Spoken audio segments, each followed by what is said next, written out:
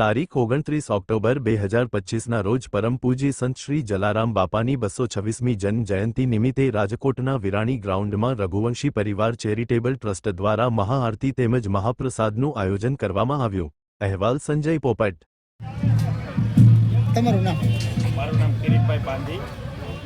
આજ રોજ જલારામ બાપાની જન્મ જયંતિ 226મી જલારામ જન્મોત્સવ નિમિત્તે શ્રી રઘુવંશી પરિવાર ચેરિટેબલ ટ્રસ્ટ આયોજિત વિરાણી હાઈસ્કૂલના ગ્રાઉન્ડમાં 10,000 માણસનું પ્રસાદનું આયોજન, સાથે સાથે બ્લડ ડોનેશન કેમ્પ અને લોક ડાયરી। તો રાજકોટની જાહેર જનતા દર વર્ષે આમાં પ્રસાદ લેવા પધારે છે।